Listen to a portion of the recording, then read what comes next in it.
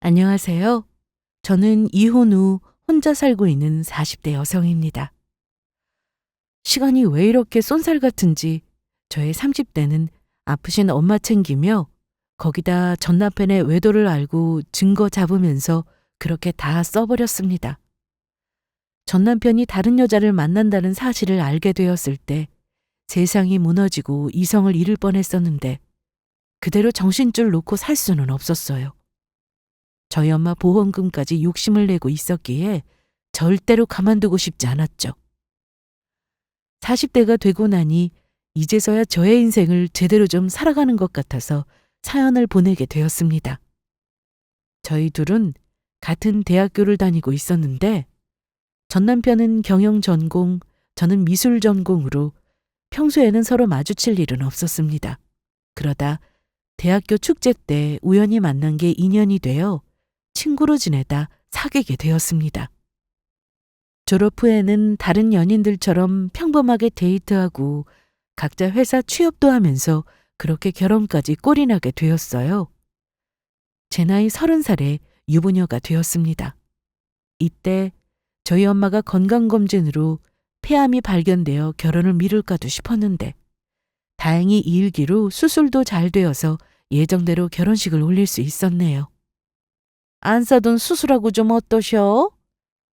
많이 좋아지셨어요. 다행히 크기도 작고 깨끗하게 제거가 됐다고 하더라고요. 다행이구나. 그럼 결혼식은 예정대로 하면 되는 거지? 네. 그때는 엄마도 거의 다 회복하셔서 식장에 문제없이 참석하실 수 있을 거예요. 그래. 네 시아버지가 걱정이 많으셔서 전화 한번 해봤다. 네, 걱정 마세요. 그렇게 결혼식을 무사히 올렸고 저와 전 남편은 서로 일하면서 결혼 생활을 하기 시작했습니다. 그 당시 저는 언대어 회사에서 디자이너로 일을 하고 있었는데 야근이 많아서인지 유산을 한 적이 한 번 있었습니다. 임신을 한 줄도 모르고 유산을 했던 터라 자책을 많이 했는데 이후로 유산을 한 번 더 했고 그 뒤로부터 5년이 지나도록 아이가 생기지 않아 결국 다니던 회사를 그만두고 임신 준비를 시작했어요. 난임병원에 갔더니 생각보다 저와 비슷한 케이스가 많더군요. 결혼 전에는 임신으로 고민하게 될 줄은 상상도 못했는데 제가 이렇게 될 줄 누가 알았겠어요? 그래도 열심히 준비하면 임신되는 경우가 많다고 하니 병원에서 시키는 대로 다 하면서 지냈습니다. 준비 중에 자궁에 혹이 하나 생겼다는 말을 듣고 제거 수술도 하면서 예쁜 천사가 한 번만 더 찾아와 주길 간절하게 바랬던 것 같습니다. 그런데 임신이 잘 되지 않았습니다. 주변에서는 다들 조급해하지 말라고 하고 아직 나이가 30대인데 무슨 걱정이냐고 했는데 유산 경험을 해보신 분들은 아실 거예요. 나도 빨리 엄마가 되고 싶은데 이러다 시간만 지나가면 어쩌나 싶고요. 더군다나 시댁에서도 은근히 손주를 빨리 보고 싶어하는 눈치셨습니다. 대놓고 말씀은 안 하셔도 그게 다 느껴져서 시댁 가는 게 싫어질 정도였어요. 그리고 난임병원을 다니기 시작하면서부터 전 남편과 싸움도 잦았습니다. 저는 회사를 그만두어 경력 단절이 된 상태였고 거기다 신체적으로 고통을 느끼는 것도 전 남편보다 제가 더 크니 제가 힘들고 속상했던 부분을 많이 얘기했거든요. 그런데 돌아온 대답은 남들 다 하는 거 왜 너만 그래? 뭐가 그렇게 힘들다고? 무슨 말이 그래? 그냥 많이 힘들었지 하면서 따뜻한 말 한마디라도 듣고 싶어 그런 건데 그게 그렇게 어려워?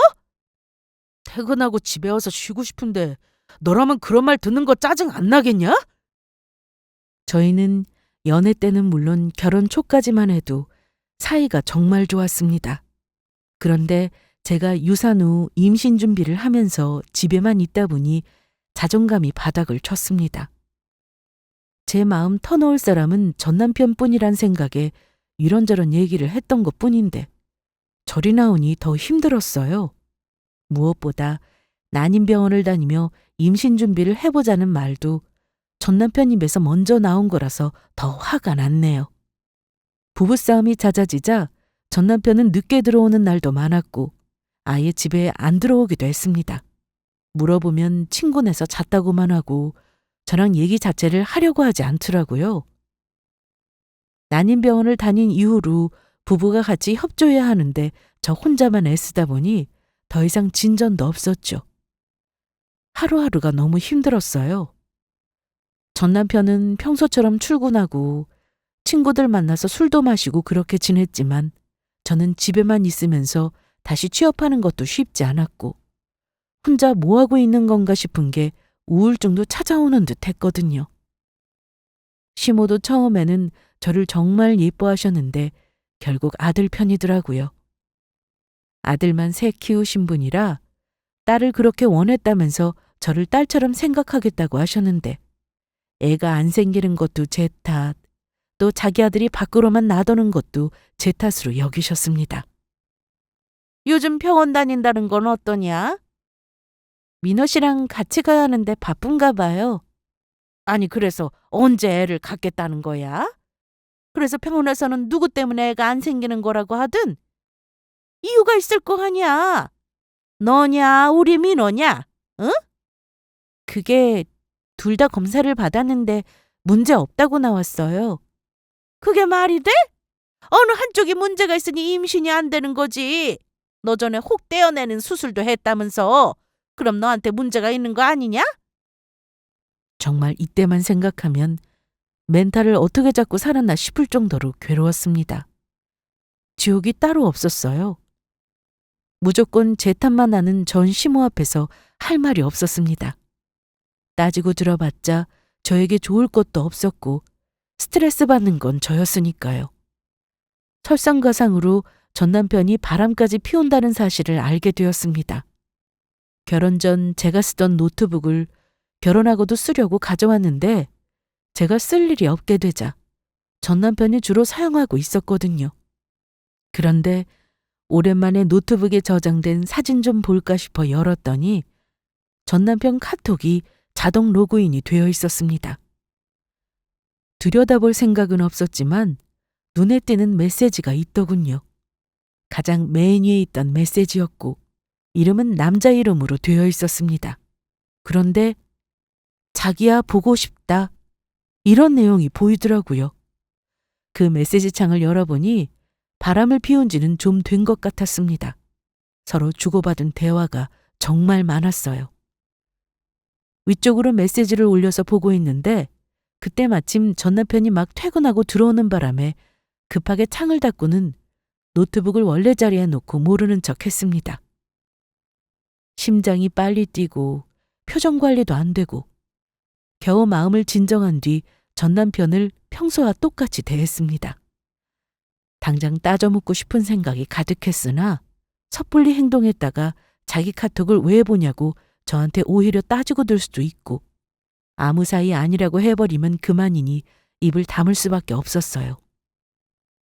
그리고 증거가 될 만한 것들을 다 없애버릴 것 같아 모르는 척하고 평소처럼 지냈습니다. 저는 그 카톡 내용을 다시 한번 확인해보고 싶었거든요. 그런데 그날 이후로 전 남편은 노트북을 들고 다녀서 저는 카톡을 한동안 볼 수가 없었습니다.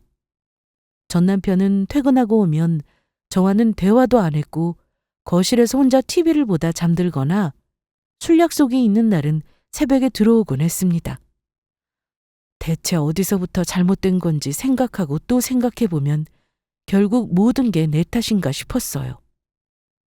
이러다 정말 큰일 나겠다 싶어 정신 차리고 아침에 아파트 뒤 공터에서 걷기 운동을 시작했고 혼자라도 하루 3끼 꼬박꼬박 잘 챙겨 먹으며 전과는 다른 생활을 하려고 노력했어요.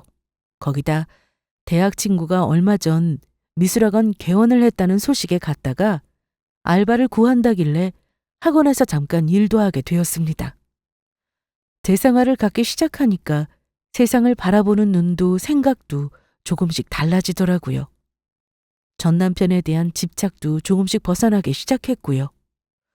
그런데 한참 학원에서 일하고 있는데 엄마에게 전화가 왔습니다. 은미야, 오늘 집에 좀 올 수 있겠어? 몇 시쯤 갈까? 무슨 일 있는 건 아니지? 그게 폐암이 재발됐대. 그런데 이번엔 좀 안 좋은 것 같다. 무슨 말이야? 저번에 수술했는데 또 생겼단 말이야? 청천벽력 같은 소리에 일 끝나고 바로 친정으로 갔습니다. 처음 폐암이라고 했을 때 크기도 작아서 절제 후 회복도 빨랐는데 이번에 갑자기 재발이라니 믿을 수 없었죠. 거기다 사기라고 했고 복수도 차서 당장 입원해야 한다고 했습니다. 다음 날 엄마와 함께 병원에 갔습니다. 저는 의학 기술이 좋아졌으니 그래도 치료받고 하면 잘 되지 않을까 생각했었는데 폐암 사기면 말 그대로 말개이고 전이까지 된 상태라 항암 후 경과를 지켜보자는 말에 아무 말도 할 수가 없었어요.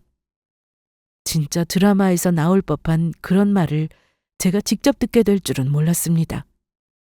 병원에서 짧게는 6개월이고 길어야 1년이라고 했는데 이날 이후부터 저희 친정은 초삭집 분위기였습니다.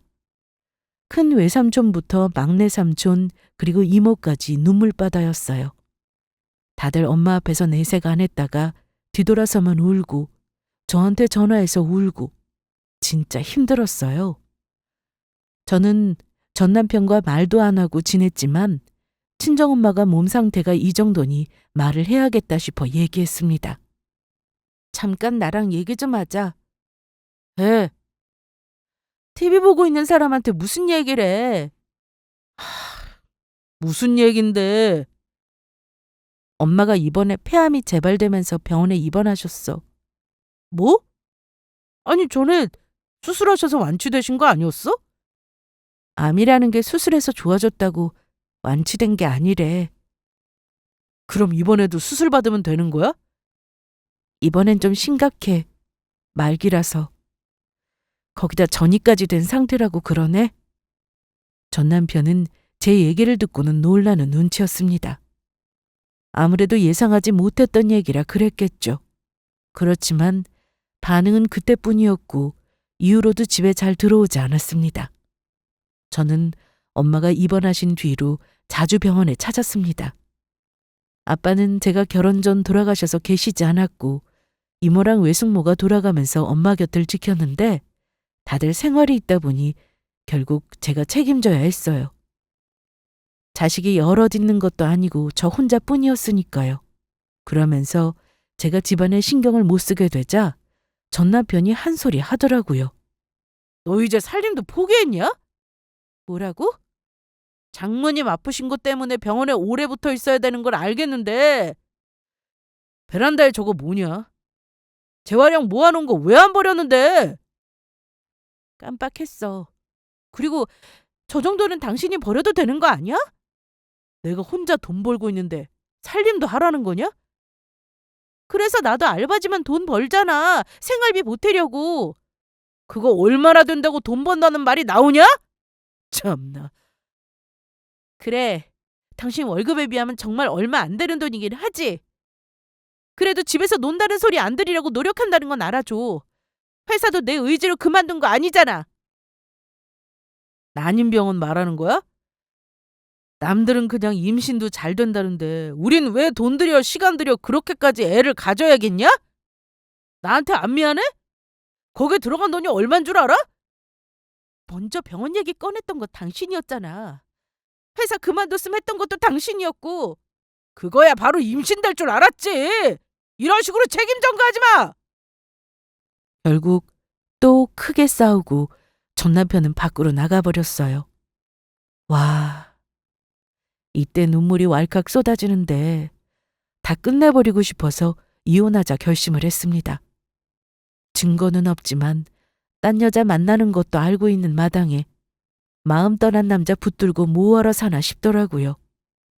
저에게도 책임이 있다는 생각에 전 남편과 헤어져야겠다 생각했습니다. 그리고 혼자서 이혼은 어떻게 하는 건지 알아보기 시작했어요. 그러던 어느 날 엄마에게 이혼 얘기를 꺼낼까 고민을 했습니다.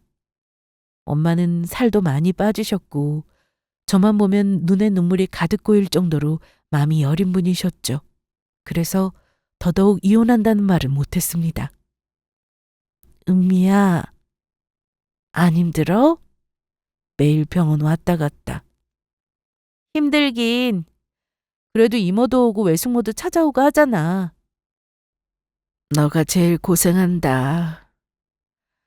그리고 엄마가 할 얘기가 있는데 저기 엄마 가방 안에서 서류 봉투 좀 꺼내봐. 가방에서 엄마가 말한 봉투를 꺼냈더니 그 안에 보험 증서가 있었습니다. 엄마가 젊었을 때 들어놓은 보험이었는데 사망보험금이 좀 많더라고요. 5억? 아니 무슨 사망보험금이 5억이나 나와?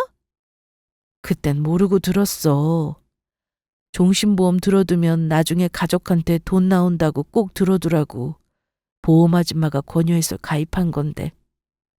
돈 낼 때는 힘들었지만 그래도 남길 게 있어서 다행이지 뭐. 그런데 이걸 왜 날 줘? 얘는 그럼 이걸 남 줄까? 가지고 있어. 수익자도 너야. 죽는 얘기를 하니까 너무 신경질이 나서 엄마한테 짜증 섞인 말투로 얘기하고 있었는데 전 남편에게 전화가 왔습니다. 친정 근처 다 왔다고 말하면서 엄마를 보러 왔다고 하더라고요. 아니, 감서방에 어쩐 일이야? 한번 와봐야지 하다가 이제서야 오네요. 장모님 몸은 좀 어떠세요? 괜찮아. 버틸만해. 연락도 없이 어떻게 왔어? 전화 안 받던데? 아, 수업 끝나고 오느라 무음으로 안 바꿔놨네. 뭐 드시고 싶은 건 없으세요? 강암이라는 게 식사를 잘해야 좋다고 하더라고요. 입맛이 없네. 와줘서 고마워. 참, 자네 마침 잘 왔어. 내가 안 그래도 은미한테 방금 얘기했는데 엄마는 보험 얘기를 전 남편에게도 했습니다. 엄마마저 떠나면 제가 혼자가 되니까 잘 좀 부탁한다면서요. 아니, 왜 그런 말씀을 하세요, 장모님. 장모님 죽고 나서 나오는 돈이 무슨 소용이에요. 빨리 건강 되찾으셔서 전처럼 사셔야죠. 수술도 안 된다는데. 병원에서 얼마 남았다고 말하는 거 다 통계적으로 말하는 거예요. 그 기간보다 훨씬 더 많이 살다 가신 분들도 많잖아요. 힘내세요. 고맙네. 그리고 온 김에 은미 데리고 가. 오늘 혼자 자도 되니까. 엄마 내일 검사 있잖아. 나 오늘 여기서 자고 아침 일찍 같이 병원 갈 거야. 그러면 제가 내일 아침 일찍 모시러 올게요. 저희 둘 사이가 좋지 않다는 걸 엄마는 모르고 계셨어요. 그래서 눈치채지 못하시도록 배웅한다고 밖으로 같이 나갔네요. 그리고 저는 이혼 얘기를 꺼냈습니다. 저기, 우리 이제 그만하자. 무슨 말이야? 그만하다니. 이혼하자고. 이혼? 그래. 너무 힘들다. 당신도 느끼고 있잖아. 우리가 정상적인 부부가 아니라는 거. 엄마 앞에서도 언제까지 사이좋은 척 하면서 살 건데? 은미야, 미안해. 제발 이혼만은 말아줘. 어? 뭐? 내가 미친놈이다. 그동안 너 혼자 힘들었을 텐데. 네 말이 다 맞아. 내가 먼저 난임병원 다녀보자 하는 바람에 너 잘 다니던 회사도 그만두고. 갑자기 왜 이래? 전부터 마음이 불편했어. 그래서 이제라도 장모님 한번 찾아뵈려고 온 거고. 우리 그래도 전에 사이 좋았는데 어쩌다 우리 이렇게 됐냐? 내가 노력할게. 우리 전으로 돌아가자. 응? 전 남편이 이런 말을 하고 돌아가니 순간 정말 정신 차렸나 싶었습니다. 그래도 외도는 용서 못하죠. 저 말이 진심인지 아닌지 저는 모르기 때문에 지켜보기로 했습니다. 혹시라도 깨끗하게 정리하고 전처럼 저와 지내고 싶어 저런 말을 꺼낸 거라면 저도 한 번은 덮을 수 있었습니다. 이런 저를 두고 바보 같다고 하실 수도 있으나 이혼이라는 게 말처럼 쉬운 게 아니더라고요. 이혼 후 더 피폐하게 사는 분들도 많다고 해서 두려웠기도 했고요. 아무튼 그날 이후로 전 남편은 정말 노력하는 게 눈에 보였습니다. 엄마는 항암주사 치료 때문에 통원하고 계셨는데 그때마다 제가 택시로 병원에 모시고 갔습니다. 장롱면허라 차가 있어도 운전을 못하니 그동안 연습 안 했던 게 참 후회됐네요. 그런데 전 남편이 연차를 쓰고 병원에 같이 갈 때도 있었고 집에서 밥을 내놓고 저보고 먹으라고 차려주기도 했습니다. 그뿐만 아니라 퇴근 후 집에 바로 들어왔고 술을 마시고 들어온 적도 없었어요. 아예 술 약속을 잡지 않더라고요. 거기다 친정에도 저와 자주 찾아가며 같이 걱정해 주었죠. 출근해서도 점심시간이나 틈날 때마다 저에게 톡을 하거나 전화를 하곤 했고 퇴근하면서 지금 집에 가는 길이라며 전화도 자주 했습니다. 쉬는 날에는 어디 나가지 않고 저와 집에서 같이 시간을 보냈고요. 저랑 있는 동안 전화 오는 거 외에는 핸드폰도 만지지 않으니 진짜 깨끗하게 정리한 건가 싶었어요. 잠깐 한눈 팔았다가 정신 차렸다는 사람도 있으니까요. 전 남편은 한동안 완전히 달라진 모습을 보여주었고 퇴근하고 집에 와서 집안일도 척척했습니다. 음식물 버리는 건 물론 주말에 재활용 버리는 것도 알아서 했어요. 그런데 사람은 정말 고쳐 쓰는 거 아니더라고요.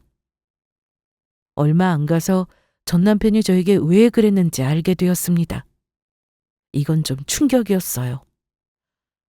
엄마가 항암 후 몸이 나빠지셔서 입원을 하게 되셨는데 그때 병실이 2인실이었어요. 목요일에 입원 후 주말까지 몸 상태 보고 월요일에 퇴원할 예정이었죠. 저는 혹시나 싶어 주말 동안 엄마랑 같이 지내려고 이불이랑 세면 도구 챙겨 병원에 와 있었는데 저녁 때 전 남편에게 전화가 왔습니다. 은미야, 나 지금 병원인데 내려올래? 병원에 왔다고? 내가 병실은 못 들어가니까 잠깐 얼굴이나 보고 가려고 왔어. 먹을 것도 좀 사왔으니까 가지고 올라가라고. 보호자 1인 외에는 병문안이 어려워 전 남편은 병원 로비로 내려오라고 했습니다. 이게 다 뭐야? 당신 밥도 잘 못 먹을 것 같아서 샌드위치랑 음료수 좀 샀어. 요즘 병원 좋다. 로비에 없는 게 없네. 편의점에 빵집에. 근데 너무 많은데? 나 이거 다 못 먹어. 병실에 다른 환자 없어? 2인실이라 있긴 있지. 그럼 거기 보호자한테도 나눠주든가. 병간 하는 사람도 잘 먹어야 돼. 일부러 병원까지 찾아와서 잘 챙겨 먹으라고 하는데 이때까지만 해도 연애 때 모습을 보는 듯 했습니다. 그렇게 전 남편은 가고 저도 병실로 올라가려고 하는데 같은 병실에 있던 보호자분이 마주쳤습니다. 어디 갔다 오세요? 나 손님이 찾아와서 만나고 오는 길이야. 그러셨구나. 같이 올라가요. 그런데 아까 그 남자 누구야? 아, 제 남편이에요. 아니, 이 얘기를 해야 하나 말아야 하나. 무슨 얘긴데요? 혹시 저희 엄마 얘기예요? 그게 아까 손님이어서 잠깐 내려왔다가 그 남자를 봤거든. 그런데 병원 입구에서 통화하고 있더라고. 내가 손님 배웅한다고 입구에 서 있었는데 보험금에 이혼 얘기가 나오길래 뭔 얘긴가 했는데 보험금 나오면 그거 받고 바로 이혼할 거라고 이런 말을 했어. 혹시 은미 씨 자기 두고 한 말은 아닌가 싶은데 아니겠지? 저는 대답도 못하고 가만히 있었습니다. 바람 피는 것도 어이가 없는데 엄마 보험금까지 생각하고 있는 게 사실이라면 그건 정말 용서하면 안 되는 거잖아요? 이번에 노력하는 모습을 보여줘서 이혼은 잠시 보류했었는데 반드시 끝내야겠다 싶었습니다. 마음 같아서는 그 바람 피웠던 여자도 가만두고 싶지 않았는데 저에게 그 어떤 증거도 없고 그날 이후로 카톡을 볼 수 없어 끝낸 건지 계속 만나고 있는 건지 알 길이 없었네요. 아마 그 여자랑 통화하면서 보험금 서로 나눠 가지려고 그러나 하는 나쁜 생각까지 하게 되었습니다. 어쩐지 갑자기 태도가 달라져서 이상했는데 다 이유가 있었던 겁니다. 괜히 함부로 말했다가 그런 거 아니라고 발뺌하면 그만이기에 전 남편한테는 내색하지 않고 지내는데 얼마 뒤 전 남편이 쓰던 노트북을 또 볼 수 있는 기회가 생겼습니다. 퇴근하고 집으로 노트북을 들고 왔는데 씻으러 간 사이 열어보니 노트북이 꺼져 있더라고요. 전원을 키면 자동 로그인이 되는데 대신 전 남편 폰으로 로그인이 되었다고 뜨기 때문에 그대로 제자리에 갖다 두었습니다. 그래서 이번에는 차 안에 블랙박스를 확인하려고 차키를 들고 주차장으로 갔어요. 그동안 집에도 잘 들어오지 않아 확인 못했는데 이게 기회다 싶었어요. 그런데 영상에 모텔 주차장에 주차하는 모습이 찍혔습니다. 누군지는 찍히지 않았고 모텔 이름이 벽면에 찍혀 있어서 알게 되었네요. 누구랑 모텔에 갔냐고 따질까 싶었으나 또 이런저런 핑계대면 그만일 것 같아 몰래 가지고 들어와 제가 쓰던 PC의 연결로 제 USB에 저장해 두었습니다. 이후 저는 또 증거를 찾았어요. 전 남편 노트북이 켜져 있는 상태였고 이날은 아예 집에 두고 갔죠. 처음에는 집에 노트북이 있는 줄도 몰랐는데 혹시나 하는 마음으로 책상 서랍을 열어보는데 두 번째 칸에 떡하니 있더군요. 거기다 카톡 로그인도 되어 있어서 이때다 싶어 핸드폰 동영상 촬영 버튼을 누른 채로 대화 내용을 찍기 시작했습니다. 그런데 그 여자와 전 남편이 연락하기 시작한 시점을 보니 제가 회사를 그만두고 난임병원을 다니기 시작하던 때였어요. 서로 아주 좋아 죽더라고요. 사랑에는 기본이고 입에 담기 힘든 내용도 많았습니다. 둘이 갈 때까지 간 거죠. 전 남편이 집에도 안 들어오고 저에 대한 마음이 전과 달라졌다고 느꼈을 때 저 때문이라고 생각했는데 바람 피우느라 그랬다는 걸 알게 되고 더욱 분통이 터졌습니다. 저는 그것도 모르고 바보같이 재탄만 하며 전 남편을 그만 놔주어야 하나 이런 생각까지 했는데 말이죠. 처음에는 대리님 하더니 자기야 부르는데 만난 지 오래되어 보였습니다. 그러다 상간녀가 보낸 사진도 있었는데 둘이 셀카를 찍었더라고요. 그런데 여자 얼굴이 낯이 익어 내가 아는 사람인가 싶었는데 도저히 생각이 안 나서 답답했습니다. 순간 같은 회사 사람이면 결혼식 때 왔을지도 모른다는 생각이 들었어요. 그래서 결혼식 앨범을 뒤지는데 단체 사진에 있더라고요. 전 남편 쪽으로 그 여자가 서 있었는데 이것만 봐도 유부남인 걸 알고 만났다는 게 입증이 되는 거였습니다. 거기다 최근 모텔에 간 날짜에 톡에서 나눈 대화를 보니 점심시간 때 빨리 갔다 오자는 내용이 있었습니다. 점심시간이 엄청 긴 시간도 아닌데 그때마다 모텔에 가는 것도 아주 대단해 보이더군요. 암튼 앞뒤가 아주 척척 맞아떨어지는데 이 두 사람을 어떻게 해야 할까 싶었습니다. 뿐만 아니라 상간녀는 계속 저를 신경 쓰고 있었는데 와이프가 뭐라고 안 하냐고 묻거나 이러다 들키면 어떡하냐고 서로 대화를 주고받는 내용도 보였습니다. 걔 몰라. 눈치도 없고 내가 뭐하고 다니는지 하나도 모른다고. 그래도 이러다 들키면. 스릴 있고 재밌지 않아? 우리 와이프 엄청 둔하다니까. 사실 내가 봐도 좀 그래. 우리 그동안 한 번도 안 들킨 게 신기해.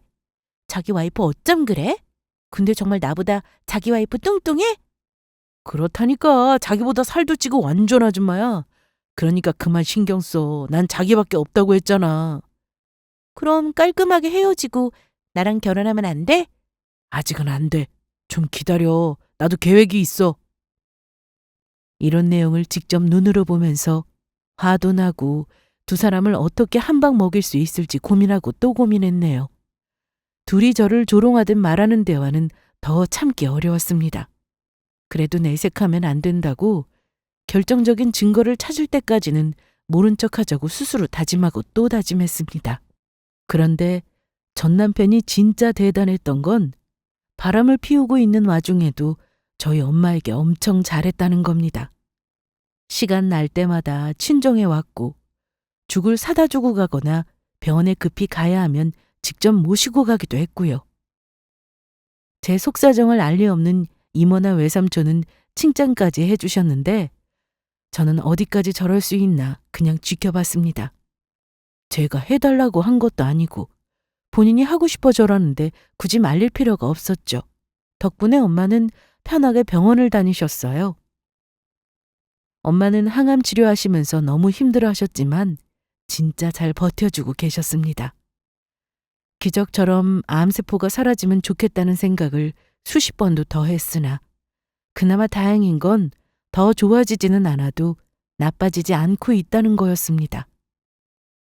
저는 지금까지 모인 증거들을 가지고 변호사 사무실을 찾았습니다. 이걸로 소송을 걸 수 있는지 궁금했거든요. 그런데 증거는 더 많을수록 유리하다고 하더군요. 그래서 혼자 있을 때 미리 찍어둔 증거들을 보고 또 봤어요. 혹시나 제가 놓친 게 있지는 않은지 싶어서요. 전 남편에 대한 아주 조금의 기대까지 사라지고 나니 저는 정신을 더 번쩍 차릴 수 있게 되었습니다. 미술학원에서도 열심히 일했고 쉬는 날은 집안일도 똑부러지게 했습니다. 혹시나 집안일을 제대로 안 했다고 딴지라도 걸고 넘어질까 봐서요. 엄마는 이모가 정말 자주 찾아오셔서 제가 온종일 같이 있지 않아도 되었는데요.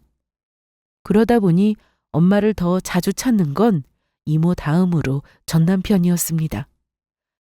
저는 아무것도 모른다는 표정으로 항상 전 남편을 대했는데 혹시나 눈치챌 수도 있어서 표정 관리에 신경을 많이 썼습니다. 이게 쉽지 않았어요. 얼굴만 보면 분노가 차올라 화가 났기 때문에 평소처럼 보인다는 게 어렵더라고요. 하루는 제가 전 남편이 좋아하는 부대찌개를 끓여놓고 퇴근을 기다렸습니다. 오, 맛있는 냄새. 부대찌개 했어? 응, 냄새 좋지? 나 밥 먹고 왔는데 냄새 맡으니까 또 먹고 싶네. 손 씻고 와. 밥 조금만 줄 테니까 먹어. 그럴까 그럼?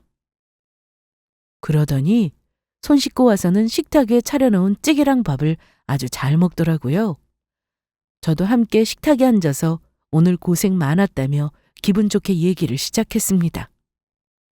나도 매일 회사 다닐 때 집에 오면 쉬고만 싶었는데 당신 대단해. 매일 바쁘잖아. 뭐 다 그러고 사는 거지. 근데 찌개 잘했다. 맛있어. 먹고 더 먹어. 그럴까? 근데 무슨 바람이 불어서 찌개를 다 끓여놨어? 내가 언젠 안 그랬어? 우리 신혼 때 자주 했었는데. 아, 그랬나? 아, 요즘 하도 바빠서 다 까먹었다. 내가 절대로 잊지 않을 거야. 당신이 나한테 해준 거 말이야. 내가 뭘? 우리 엄마한테도 잘하는 거랑 나한테도 전처럼 다시 대해주는 거. 그럼 어떻게 잊지 않을 건데? 나나 엄마나 정말 고맙게 생각하고 있어. 암튼 그런 줄로만 알아. 전 남편은 뭘 또 그렇게까지 말하냐며 아주 좋아하더라고요. 아마 엄마가 돌아가시면 나올 보험금을 자기한테도 줄 거라고 생각한 듯 했습니다. 제가 계속 그런 뉘앙스로 말했거든요. 하지만 어림도 없는 일이죠. 엄마는 그동안 항암 3차까지 끝나셨는데 더 번지거나 커지지 않는다고 병원에서 그러더라고요. 줄어들면 더 좋았을 텐데 그나마 커지지 않으니 다행이라고 여기며 다음 항암 시작일 전까지 잘 쉬고 먹고 건강관리에 더 신경 썼습니다. 그래서 휴식 중인 엄마를 모시고 가까운 공원도 가고 바람 쐬러 많이 다녔어요. 물론 전 남편과 함께요. 먼저 가자는 얘기를 꺼내더라고요. 이 순간만큼은 제발 진심이길 바랬는데 이마저도 전 남편은 쇼였습니다. 한편으로는 체력이 대단하다는 생각도 들었네요. 상간녀 만나라, 집안일 하랴, 거기다 장모님까지 챙겼으니까요. 그러던 어느 날 오랜만에 전 시모에게서 전화가 왔습니다. 그래, 안사도는 좀 어떠셔? 치료받고 계시긴 한데 아직 모르겠어요. 좋아지셔야 할 텐데. 내가 저기 장어 좀 보내려고 하는데 드실 수 있을까? 입맛이 없으시다고 하셔서 죽도 겨우 드시고 계세요. 내가 알아보니까 항암 중에 입맛 없어도 잘 먹어야 된다더라. 민호편에 보낼 테니까 엄마 해드려. 너도 먹고. 전 시모는 갑자기 장어를 보낸다며 연락이 왔고 애가 안 생기는 게 며느리 탓이라고 화낼 때는 언제고 너무 잘해주셨습니다. 그런데 감사한 마음이 들기보다는 무슨 꿍꿍이지? 라는 생각부터 들더라고요. 암튼 저는 상간녀 소송 준비를 차근차근 준비하고 있었습니다. 변호사로부터 그간 모은 증거가 충분하니 이대로 소송 준비를 하면 되겠다는 연락도 받았지만 증거가 또 없을지 찾아봤습니다. 그래서 매일같이 노트북 확인은 물론 블랙박스 들여다보며 증거가 될 만한 것들은 모조리 제 USB에 옮겨 담았습니다. 제가 아무것도 모른다고 생각했었는지 전 남편은 방심하고 상간녀를 만나고 있는 듯 했습니다. 화장실 갈 때도 핸드폰은 꼭 쥐고 들어가던 사람이었는데 제가 안 본다는 걸 알고 있어서인지 거실에 두고 담배 피우러 나가거나 씻으러 들어가거나 할 때가 종종 있었어요. 저는 그걸 또 놓치지 않고 핸드폰 열어서 문자 내역 찍어두고 톡에서도 새로운 내용이 없는지 계속 확인했습니다. 그러다 발견한 게 몇 개 있었는데요. 전 남편이 저희 엄마 보험금에 대해 얘기를 나눴던 사람은 상간녀가 아니라 전 시모였다는 사실이었습니다. 전 시모가 계속해서 그렇게 애도 없이 살 거면 이혼하라고 그랬는데 전 남편이 시모에게 보험금 나오면 받고 이혼해야 된다고 문자를 보냈더라고요. 거기다 상간녀와는 최근에 모텔에 간 내역도 있었는데 톡으로 상간녀가 예약한 모텔 주소가 있었습니다. 내비에 주소 찍힌 것도 일치했고요. 주고받은 대화를 보면 상간녀가 먼저 모텔 예약을 하면 전 남편이 돈을 보내주는 식으로 만났던 것 같습니다. 그런데 아쉽게도 블랙박스 영상에는 두 사람이 찍힌 모습은 없었어요. 급한 대로 변호사 사무실에 전화해서 상황을 설명하니 해당 모텔에 가서 CCTV 영상 증거 보전 신청을 해야 한다고 했습니다. 비슷한 사례를 찾아보니 강제성이 없어 거절된다는 경우가 많다고 해서 걱정했는데 다행히도 제 사정을 들어보시고 업주분이 보관해 준다고 하더라고요. 정말 마음 같아서는 전 남편 만나 바람 피우고 있다는 거 다 알고 있다고 따지고 화내고 싶었습니다. 소송 준비하는 게 이렇게 힘들 줄 몰랐거든요. 그래도 힘들 때마다 엄마 생각하면서 그리고 제 남은 인생을 생각하면서 포기할 수 없었습니다. 그래서 법원에 증거보전 신청서 쓰고 보전사유 내용까지 더해서 접수했습니다. 상간녀 소송부터 이혼 준비까지 하다 보니 진짜 쉽게 얻을 수 있는 것은 하나도 없었습니다. 그래서 이혼을 하지 않고 참고 사는 사람들이 많은 건가 하는 생각이 들더라고요. 처음에는 저도 전 남편과 사이가 안 좋을 때 헤어지면 되지 하고 이혼을 쉽게 생각했는데 직접 알아보니 과정이 복잡했어요.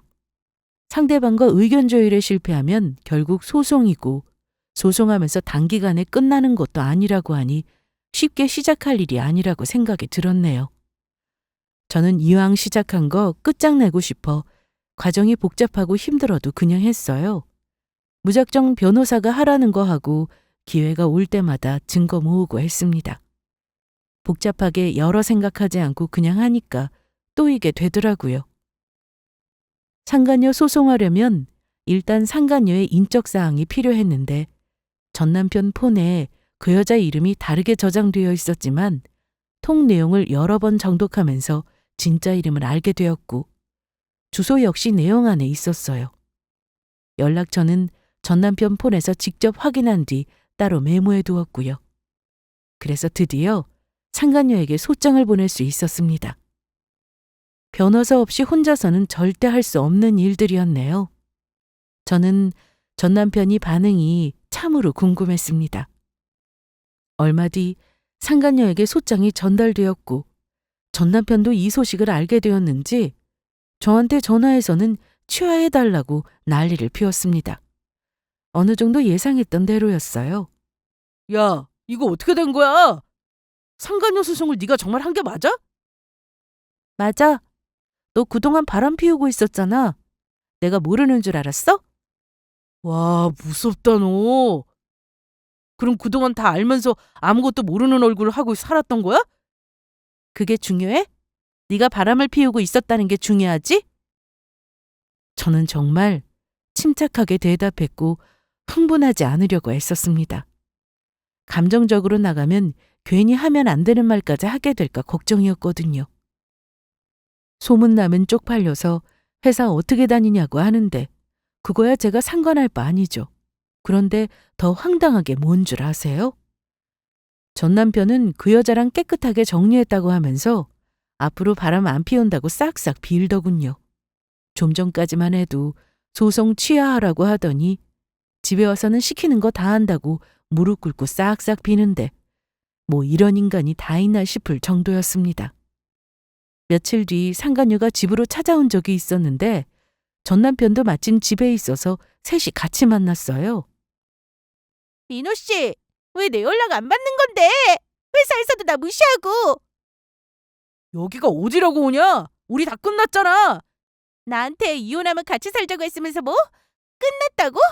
소송 들어오면 변호사 비용도 준다고 해놓고 이제 와서 1억이야? 두 사람 아직 정리가 안 됐구나.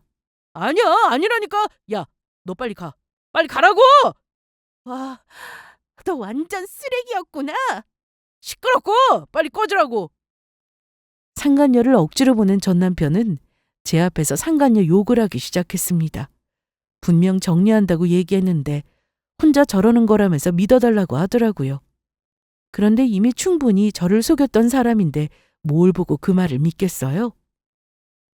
얼마 뒤 저는 이혼 소송도 시작했습니다. 그리고 상간녀는 제가 전 남편을 다시 데리고 잘 살 거라 생각했는지 자기는 인생을 걸었다며 절대 위자료는 못 준다고 큰 소리 쳤습니다. 그런데 제가 이 정도까지 증거를 모아놓고 시작한 줄은 몰랐을 겁니다.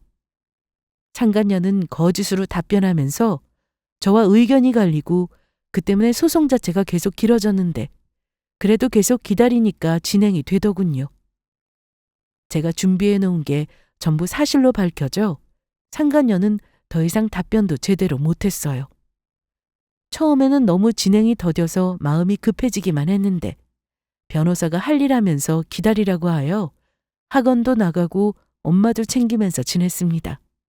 그러던 어느 날 이혼 소송 중이라는 걸 알게 된 시모가 집으로 찾아왔는데 너희 그냥 차라리 이혼을 해. 소송하지 말고. 그건 저희가 알아서 할게요. 뭐야?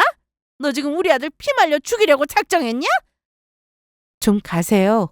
가긴 어딜 가냐? 나 여기 있을란다. 마음대로 하세요. 남자가 바깥일 하다 보면 바람도 한번 필 수 있는 거지. 내가 듣기로 둘이 정리했다는데 이렇게까지 할 일이야? 응? 왜 이래 정말? 엄마 이러는 거 도움도 안 돼. 너 이제 어쩔 거야. 너만 믿고 대출받아서 너한테 투자금까지 줬는데. 소송에 지면 위자료 줘야 하고 둘이 갈라서야 하잖아. 너 이거 다 어떻게 할 거냐고? 갑자기 전 시모가 찾아와 난동을 피우는데 도통 무슨 말을 하는지 알아들을 수가 없었네요. 그러다 투자금 얘기가 나왔는데 전 남편은 전 시모 입을 손으로 막으려고 했고 전 시모는 눈치도 없이 계속해서 얘기를 했습니다. 알고 보니 저희 엄마가 돌아가시면 나을 보험금만 생각하고 전 시모랑 전 남편이 대출받은 돈으로 어딘가에 투자를 했다고 하더군요. 전 시모 입에서 보험금 얘기가 나올까 전전긍긍하던 전 남편은 전 시모를 끌고 나가려 했는데 입에서 5억이라는 말도 나왔고 이렇게 살 거면 소송 취소하고 그냥 살라는 말도 하더군요. 그냥 생각 없이 나오는 대로 말하는 것 같았습니다. 엄마 목숨값을 무슨 자기 것 마냥 욕심부렸다고 생각하니 소름이 끼쳤어요. 그날 이후 몇 달이 지났는데 길게만 느껴졌던 상간녀 소송은 끝이 보였고 판결문을 받고 나니 속이 시원했습니다. 위자료는 최대로 받고 싶었으나 요즘 그렇게 받기 어렵다고 하더라고요. 그래도 생각보다 높은 금액이라 만족스러웠고 제일 좋았던 건 판결문이었습니다. 이혼 소송은 아직 진행 중인데 전 남편은 저만 보면 계속 봐달라고 하고 앞으로 잘하겠다며 정말 그야말로 복종하고 있는 중입니다. 예전 같으면 저도 한번 덮어줄까 하는 생각을 했겠지만 쓰레기랑 같이 사는 게 무슨 의미가 있겠어요? 바람 피운 것도 용서가 안 되는데 저희 엄마 보험금을 함부로 노린 건 더더욱 용서하기 힘든 부분이었습니다. 그래도 전 남편은 외도까지 한 유책 배우자였고 거기다 보험금까지 전시 모아 나눠 가지려고 했던 못된 놈이었기에 그 증거까지 제출하고 보니 저에게 유리하게 돌아가게 되었네요. 상간녀 소송 못지않게 이혼 소송도 정말 긴 싸움이더라고요. 저는 그동안 마냥 기다리며 시간 낭비하지 않고 미술학원 개원 준비도 알아보고 앞으로 어떻게 살아갈지 진지하게 고민할 수 있었습니다. 엄마는 항암 치료로 머리도 다 빠지셨고 살도 많이 빠지셨으나 의지가 대단하신지 정말 잘 버텨주고 계셨죠. 그러니 제가 여기서 무너진다는 건 말도 안 된다 생각이 들었어요. 병원에서 길어야 1년이라고 했지만 그 1년은 진작에 넘었습니다. 어떤 분은 1년 시한부 판정을 받았는데 이후 5년까지 잘 살고 있다고 하더라고요. 인터넷 하다가 본 글이었는데 그런 걸 보면 기적이 없는 건 아니구나 싶기도 했네요. 그러면서 저희 엄마에게도 그런 일이 생기길 간절히 바라고 있었습니다. 그래도 전보다 음식도 더 잘 드시고 암세포 진행 속도가 현저히 느려져서 엄마 역시 희망을 버리지 않고 계셨습니다. 전시모는 제가 이혼 소송을 취하하지 않고 계속 진행하는 거 보고는 저를 몇 번이나 찾아왔는데 와서 하는 말이라고는 똑같았어요. 이제 그만해라. 그냥 조용히 도장 찍고 헤어져. 이게 뭐 하는 거야? 그런 말씀 하실 거면 돌아가세요. 지금 우리 집 상태 어떤 줄이나 아냐? 제가 그걸 왜 알아야 되는데요? 전시모는 아들 말만 믿고 투자 잘못해서 집 날리게 생겼다고 저한테 하소연했는데 그러던지 말던지 저는 세탁기도 돌리고 설거지도 하고 청소기도 돌렸습니다. 자기 말에 반응 없는 저를 보니 더 열받아며 소리소리 지르다 돌아가곤 했는데 제가 계속 무반응이니 이제 찾아오지도 않더라고요. 이혼 소송은 그렇게 1년을 훌쩍 넘겼고 이후 드디어 위자료 지급 판결과 함께 마무리되었습니다. 참 좋은 소식이었으나 저희 엄마는 전보다 몸 상태가 조금씩 나빠지고 계셔서 제가 아예 친정으로 가서 지내고 있었습니다. 전 남편은 이혼 판결 이후 저에게 줄곧 연락을 해왔는데 아직 위자료를 주지 않아 번호 차단도 못하고 있었거든요. 그런데 한다는 말이 잘못했다고 하면서 제발 용서해달라고 하는데 매번 똑같은 문자 내용에 저도 지겨웠습니다. 거기다 전시모까지 합세해서 자기가 아들 잘못 키웠으니 받아주면 안 되겠냐고 하는데 제가 미쳤나요? 어림도 없는 소리죠. 돌아가면서 연락해오는데 처음에는 짜증났지만 이제는 헛웃음이 나올 정도로 저에게 아무것도 아닌 사람들이 되었습니다. 처음에는 전 남편의 외도가 의심스러워 어떻게 하면 될지 막막하기만 했는데 전 남편을 몰아세우지 않고 모른 척하며 지냈던 게 많은 도움이 되었습니다. 그 긴 시간 동안 저에게 남은 건 위자료와 마음의 상처였지만 지금 생각해보면 정말 잘했다 싶습니다. 아들이 잘못된 길을 가면 바로잡아주는 게 부모라 생각하는데 전시모는 오히려 아들 말만 듣고 저러니 저런 시댁과 완전히 끝낼 수 있어서 천만다행이라 생각합니다. 엄마가 앞으로 얼마나 버텨주실지 병원에서도 제대로 말해주지 않는 상황이지만 하루하루 소중하게 엄마와 시간을 보내고 있습니다. 당장 내일이라도 엄마가 몸이 안 좋아져서 세상을 떠나실 수도 있기에 저와 이모, 외삼촌까지 마음의 준비는 어느 정도 하고 있습니다. 소송이 모두 끝나고 허무함도 있었지만 제 선택에 절대 후회는 없습니다. 저는 앞으로 미술학원 개원 준비도 하고 엄마와도 많은 시간을 보내며 그렇게 지낼 생각이에요. 좋은 인연이 있다면 모를까 지금은 혼자가 더 편하고 좋네요. 지금까지 저의 이야기를 들어주셔서 감사드리고 사람은 절대 쉽게 변하지 않는다는 거 이거 하나는 꼭 기억해 주시면 좋겠습니다.